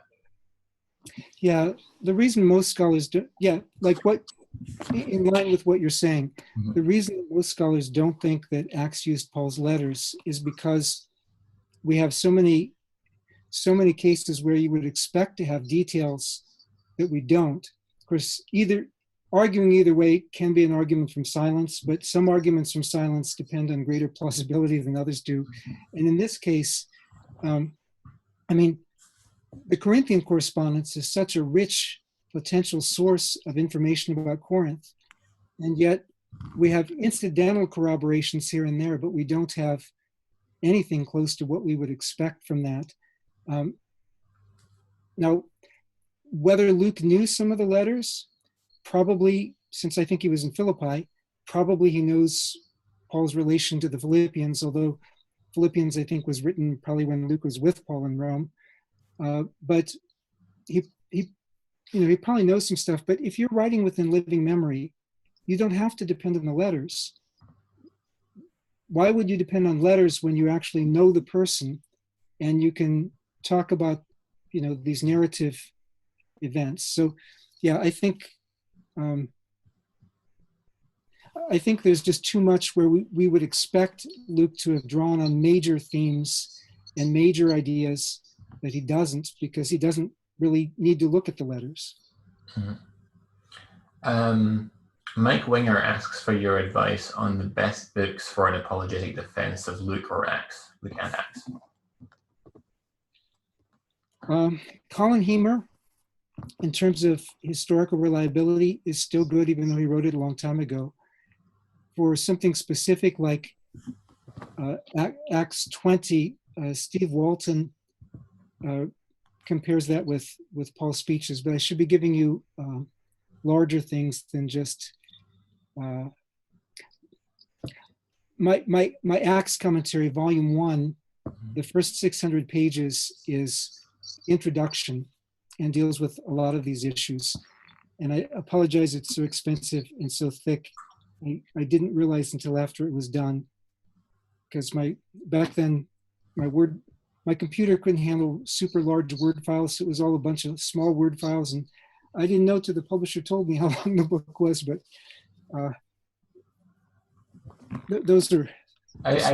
I'd recommend Lydia's book, Hidden in Plain View, which is great. Also, a more an older book by William Paley, Hora Paulini, which looks at undesign coincidences relating to Acts and the Pauline epistles. Also, James Smith's book, The Voyage and Shipwreck of St. Paul. Colin Hemer, as you mentioned, is excellent. Also, did a webinar a year or two ago with Tim McGrew on the evidential value of Acts, where he takes on Bart Ehrman in a major way, and responding to some of Bart Ehrman's objections to Acts, and also giving some of the external corroboration supporting Acts. Also, of course, Greg Keener's book, 4-1 Set on Acts, is a must-read if you want to learn how to defend Acts. Yeah, these I think would be the major ones I'd recommend on that topic. There are some other good commentaries on Acts. Actually, Eckhard Schnabel has work on the mission of the church and goes into great detail on historical information. So, yeah, just Steve Walton is planning to do a commentary on Acts. I'm eventually planning to do a smaller commentary on Acts, but don't hold your breath. I've got a bunch of things in between, but and I'm going to have to make it small. I'm going to have to cut out a lot of information, but yeah, but there are other works too. For the questions. Of course, you've got F.F. Bruce and older works by Ramsey, although some of that has had to be revised, but some of it is still, a lot of it is still used. I mean, Anatolian archaeologists like Barbara Levick and Stephen Mitchell most recently, have done really extensive work on the archaeology of Asia Minor, and they they cite Ramsey a lot and really respect the groundbreaking work that he did. Tim B says, hello, Dr. Keener. Thanks so much for your insights. What do Acts scholars have to say on the historicity of Acts 9, 10 through 19, Ananias and Saul? If Paul met with Ananias after converting, because Ananias came to believe Paul was converted by an experience because of Ananias' own message from Jesus that Saul had been converted, this seems to support the reality of Paul's experience. Paul's letters don't mention Ananias, but there's no reason to make up an Ananias. I mean, if you're going to make up somebody, you would want to make up John the Apostle or Philip or somebody like that. But you have, certainly in Paul's letters, he does talk about his conversion. And if you're looking in Galatians 1, and again, the letting down from the basket from the wall at Damascus, you have a lot of corroborations of what you have in Acts chapter 9. Again, you're not expecting either source to include every detail, but Paul was converted through an experience of Christ somewhere near Damascus. The Lord called him to the same ministry we read about in the book of Acts, although it seems to be corroborated both from the vision from the Lord and also from Ananias, and also he gets it later when Paul was praying in the temple in Jerusalem, because Paul recounts his conversion 3 different times, and so Acts doesn't bore you. It doesn't recount every detail every time, but the accounts supplement one another. He's converted near Damascus. It says he returned to Damascus, which means he was originally there, and so on. And I see something here that Arcan is mentioning. The road named Straight is still there in Damascus. There actually is a tradition of where Ananias' house is too in Damascus, although some of those things we don't know for sure how far back they go, but it could well be. And some of it actually fits other evidence that we have. But yeah, there's a lot of material there that could be explored. Richard Carrier argues that story is made up on the basis of the fact that Ananias lives on Straight Street, which parallels the voice of one crying in the wilderness, prepare the way of the Lord, make his path straight. There already was such a street back then, and yeah. He needs to do more historical work on that, but anyway. Yeah, I wanted to ask you about in one of Bart Ehrman's books, he makes the point that and you mentioned this yourself, that Luke emphasizes Jesus' innocence, and so as you mentioned, the centurion at the cross says, surely this was a righteous man, right? And Bart Ehrman and other scholars as well argue that Luke's concept of the gospel is different from the other evangelists, and that he never mentions the atonement in any of the sermons in Acts, etc. And according to Ehrman, Luke's primary purpose is to say that the Jews are guilty of slaying innocent blood, and so they have to repent because of that. And Bart Ehrman points out or argues that there's an interpolation in Luke as to the Lord's Supper, where it says, "This is my blood, which is given for you." Do you have any take on that? If you come across that? Yeah, I mean, every gospel writer is going to give us a somewhat different emphasis. I see them as complementary. If you didn't have different emphases, there wouldn't be reason for different gospels. There'll be one gospel. I'm glad we have multiple sources from within living memory that approach this from different angles. But as far as atonement, Luke doesn't go into the same detail about the mechanics as Paul or what you have in Hebrews or some other places, but it's consistent with it. I mean, you have reference to Isaiah 53 in Acts chapter 8. You have mention of God's own blood, depending on how that's understood in Acts chapter 20. You have mention of Isaiah 53, also in Luke chapter 22. There's Jesus clearly regards his death as salvific in Luke, just like you have in the other Gospels. Luke's emphasis may be more on the resurrection, but clearly he believes Jesus' death is salvific.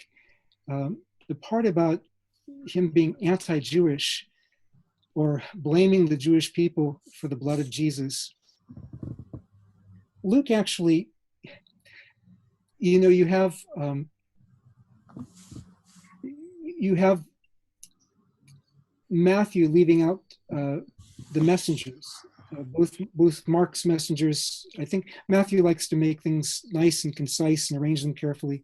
So he leaves out the messengers for Jairus' daughter. He even leaves out Jairus' name. And he leaves out the messengers for the centurion that, in Matthew chapter 8 that we have in Luke chapter 7. But in Luke chapter 7, you've got this centurion, and you have intermediaries come from the synagogue and say, this man is worthy that you should do this for him. He even built us a synagogue. And then he says, no, I'm not worthy. And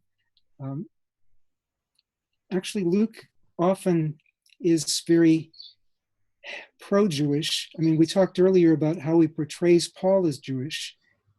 So some of the same people who want to complain that, well, no, you can't portray Paul as Jewish like this. Paul didn't act like this. Then want to turn around and say that Luke is anti-Jewish.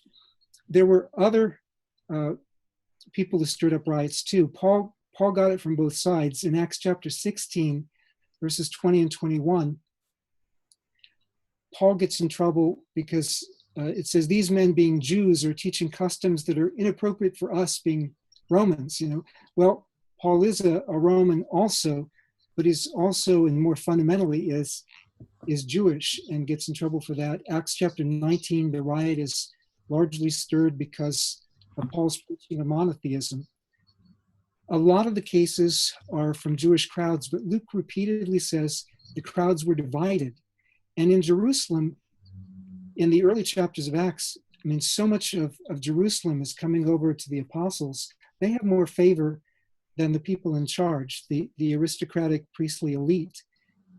So that the way Luke portrays it, if it weren't for the elite, the aristocrats who were in charge of the city, maybe all of the Jewish people would have already come over to faith in Jesus. As for who those elite were, most of them were descended from people that Herod the Great put in power. He seems to have gotten along better with the Sadducees than with the Pharisees. Josephus says at one point that the original Jerusalem Sanhedrin didn't get along with him. So he killed them and replaced them with his own political lackeys. It's their descendants who were the elite in Jesus' day. People who complain about them, they're actually not just about that generation, but the later rabbis complain about the high priestly aristocrats. Josephus, even though he likes some of them, they plotted to kill him. He doesn't get along with some of the others. And the Dead Sea Scrolls speak of an earlier time when the high priest was persecuting their movement. So nobody really liked these people. It's not anti-Semitic to complain about them. It's just, maybe it's anti-elitist, but whatever. Right, there's a question submitted by an anonymous attendee that's a little bit off topic, but can you hear me? Since it was topical recently, I'm just curious as to your take on it. It's about John's Gospel. But he asks, do you think Jesus actually said the I am statements in the Gospel of John, something of that sense, or did John make what was implicit in the synoptics and make it more explicit in his Gospel? Making something implicit to be more explicit can be continuing the gist. So saying, I'm not sure that you have to actually say it's one or the other of those options, but it is interesting. One scholar has pointed out in the case of, and I think C.H. Dodd may have mentioned this too, but in any case, in John 8, the context of John 8:58, that was in the context of the Feast of Tabernacles. And we know that a lot of what Jesus said in those chapters 7 and 8, really fit what went on in Jerusalem at the Feast of Tabernacles. But that's another undesigned coincidence, because John doesn't say, by the way, this was going on at the Feast of Tabernacles at this time. He's writing probably close to a quarter century after the destruction of the temple. So, the rivers of living water, and how that related to the, or even the scripture. He says, as the scripture is said, and talks about the rivers of living water, presumably alluding back to Zechariah 14 and especially Ezekiel 47. Those were the scripture readings on the last day of the Feast of Tabernacles. That was part of my dissertation. And then in terms, when you get to 858, some have pointed out that on the Feast of Tabernacles, the priests in the temple would recite certain passage of scripture where God says, I am. And so some have seen a connection with that. I'm not as sure about that as I am about the rivers of living water. That's in Deuteronomy 32, which is something that was recited at the Feast of Tabernacles. Deuteronomy 32, verse 39 is the verse where it says, I am. I know also people often draw the connection to what comes after, where it says that Jesus hid himself from them. And then Deuteronomy 32 also says that Yahweh hid his face from them. There's some arguable parallels, especially in view of the fact that they're both set at the Feast of Tabernacles, the Feast of Booths. Let's see. Someone asked, you may or may not want to talk about this, but someone asked, what are you hoping to publish in the near future? I'm working on a smaller background commentary on John. That's actually what I'm working on. Well, not today, but I was working on yesterday and we'll be working on tomorrow. That Acts commentary I'm planning to do for Cambridge, the smaller Acts commentary. Just finished the Galatians commentary with Cambridge. There'll be a larger version coming out with Baker Academic, which I will probably be spending a lot of the summer indexing. And I did a more popular level book. Actually, we need to finish editing it, but Michael Brown and I did a book. Boy, this is going to be maybe controversial. Arguing against dispensational eschatology. We have good friends who are dispensationalists, so this is not like anti-dispensationalists, but we are arguing against pre-tribulationalism, because I think you can't defend that from any scripture and context. That's my view. But anyway, I keep and the book on if you look at the way ancient biography was written, what kind of default approach that should give us to the Gospels. Not saying the Gospels are like other ancient biographies in all respects, not saying that, but in terms of our expectations, should we start with the skepticism that a lot of people start with the Gospels, like what you were saying. If you can't give evidence for every verse, then you throw out those verses. That wouldn't work normally with other ancient biographies. So that book should be coming out sometime next year, Lord willing. And those are the ones I remember. And then a bunch of articles. An anonymous attendee asked, is it acceptable in oral history to change? You're fading out. An anonymous attendee asks, was it acceptable in oral history to change the narrative? Depends on what you mean by change the narrative. Yeah, you were actually supposed to rewrite the narrative in your own words. Ideally, you would tell your own narrative because you'd have multiple sources and you could, weave them together, see how they fit together. But in terms of making up events, did it, but historians weren't supposed to do that. No.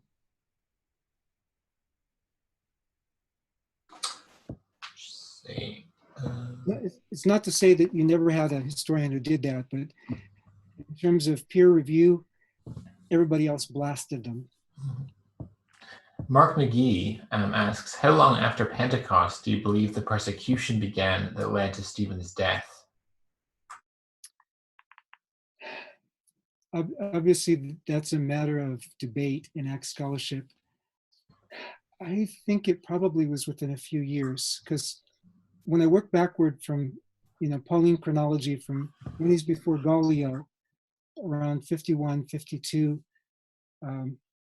in Corinth, and I work backward based on his chronology in Galatians, I think he was probably converted fairly early. And obviously his conversion was after Stephen's execution. So I would say probably within the first 3 years it happened. That's my view. Mhm. An anonymous attendee asks, Bart Ehrman has argued in a debate with Lacuna that anthropologists have argued oral traditions were not only allowed, but expected to be changed. Wouldn't this undermine Luke's sources? That would undermine his oral sources.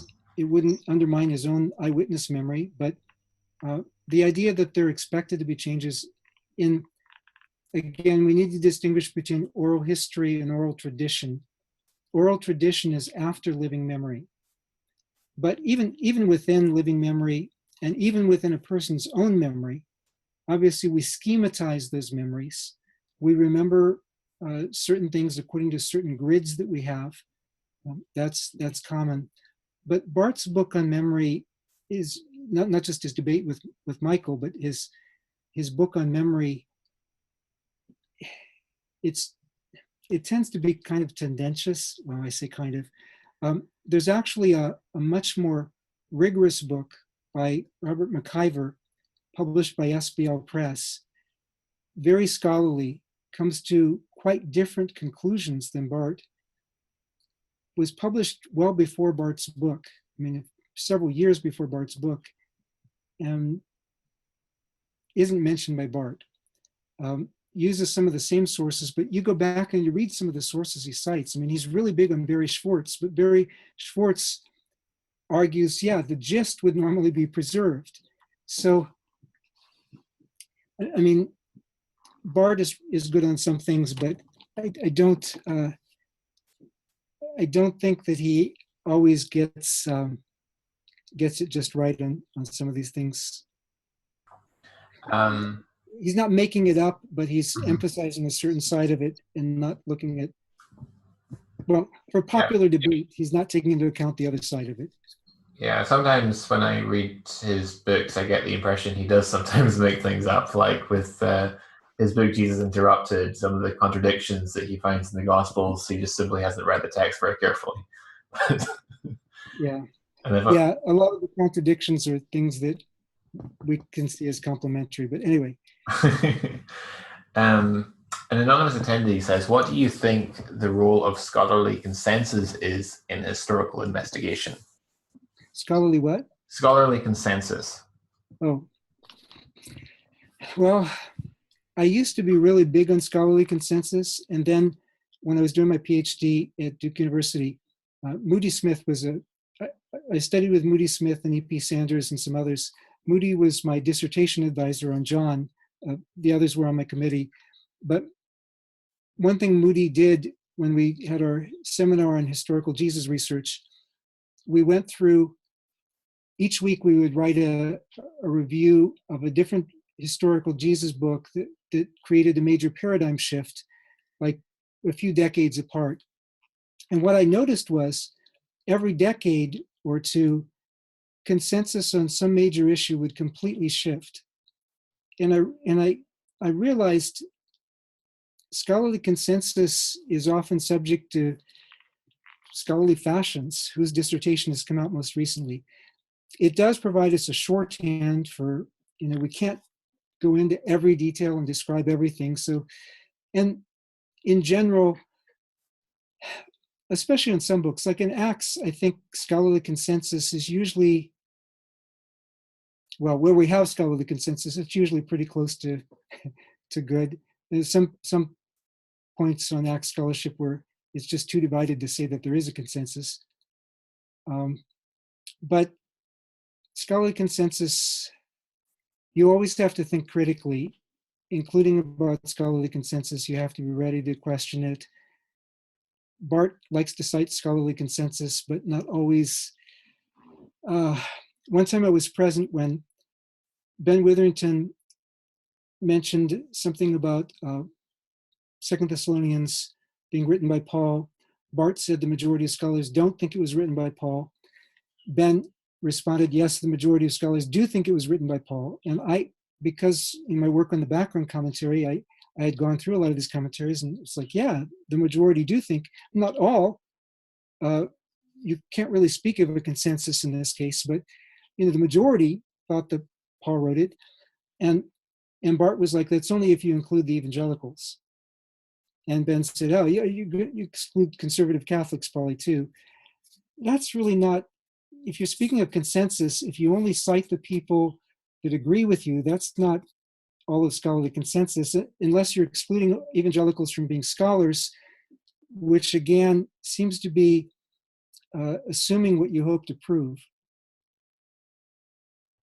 Oh, can't hear you again. Sorry. We're just apparently not allowed to conclude that evangelical Christianity actually might be true. It's just off the table.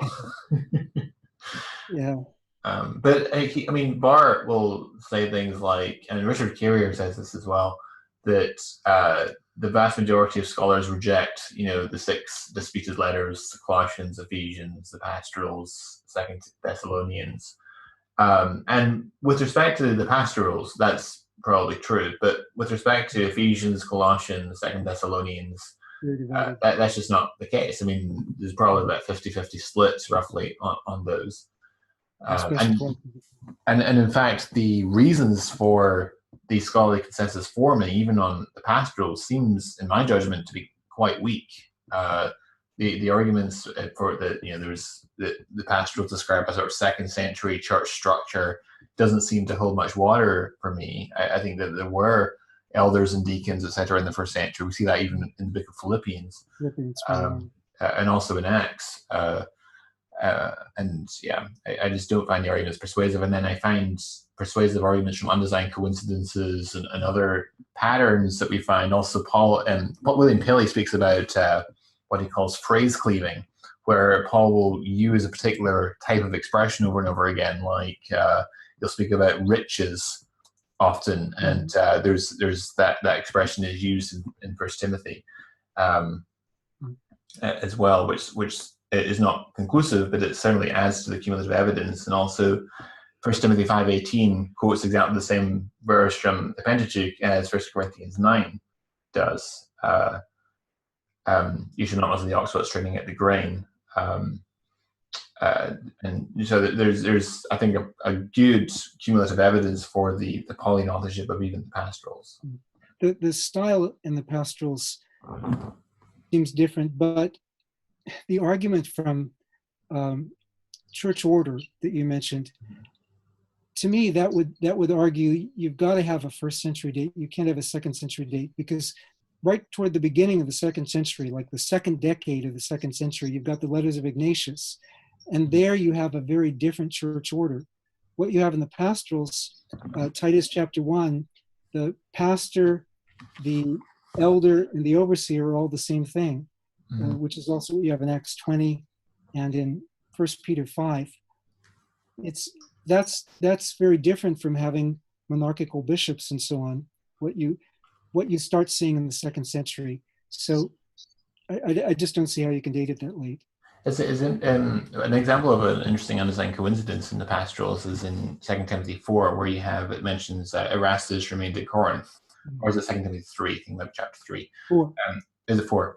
Erastus remained at Corinth, and then over in Romans in chapter 16, it mentions Erastus, the city treasurer, greets you, and indeed, really fascinatingly, Erastus has been confirmed by extra biblical archaeology as well, that he was indeed the city treasurer at that time in the 1st century in Corinth. But what's interesting is that if we look at we can actually independently confirm that Romans was written from Corinth, and so that would then dovetail with those 2 references. So it mentions the collection in 2 Corinthians 9, and then in Romans he's already received it from the church in Corinth, and he's about to take it to the saints in Jerusalem. And so it then dovetails with Erastus living at Corinth, 2 Timothy, thus helping us to corroborate the polyauthorship there. And there's quite a lot of those, which I think is a cumulative argument bolsters the case for Pauline authorship of the pastorals. And the personal allusions in 2 Timothy, normally in pseudepigraphic letters, you would expect not to have very many of those. I found like a very small number. Most pseudepigraphic letters don't have personal allusions like "bring me the cloak that I left in Troas," something like that. So you've got a lot of that in 2 Timothy. With Colossians, who would make up a letter to a city and then the city has just been destroyed in an earthquake? I mean, it was destroyed in an earthquake in the early 60s. So that presumably Paul wrote the letter to a church there before that. And 2 Timothy 2, who writing after the destruction of the temple in 70 is going to talk about the man of lawlessness setting up his throne in the temple? I mean, it can be understood symbolically or it can be understood as a way future event, but without explanation, just saying that, nobody's gonna letters were written long after the person's death. So 2 Thessalonians to me is that was an easy same style as 1 Thessalonians. And also on the pastoral, one of the sorry, can you hear me? One of the arguments that's often leveled against the pastorals is that it doesn't set within the framework of Acts, the history of Acts. But it seems to me that actually is an argument for the Pauline authorship of the pastorals, because if you're a forger, you would want to set it in Acts, not set it in some obscure time point that we can't decipher from Acts. Right. The internal itinerary of the pastorals is consistent. It's consistent internally. So the idea that Paul was executed at the end of Acts 28, I mean, I think Paul was executed, but I don't think he was executed at the end of Acts 28. I think he was released. And I think we have other evidence for that, is including First Clement, what he says. Even the way Acts itself works. I personally think that Luke knew about Paul's execution. I think he's writing after Paul's death. But F.F. Bruce was one of the people who argued that Luke actually wrote this before Paul's death. He leaves off but he changed his mind in the third edition and argued that it was probably written after 70. And I tend toward that view too. But either way, I think that Paul was released after the end of Acts 28. Okay, well, it's after 10 here, so we should probably wrap up. It's been more than 2 hours. So thanks so much, Dr. Keener, for coming on. Thank you so much. Thank you. And sorry, folks, if we didn't get to your question. There's still 19 questions, so we didn't get to. Sorry, I talk too much. No, that's fine. It's just there's a lot of questions. But it's been a real honor having you on. And I'm sure there's much more that could be discussed. And I hope that people will go and get your commentary set on Acts to learn more.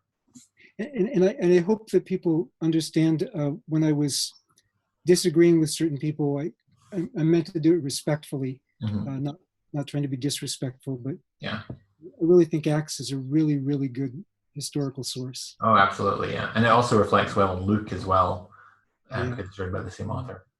Yep. All right, well, that's all for today. Right, thank you. Thanks so much. Great, and I'll see you all next week. Right, good night.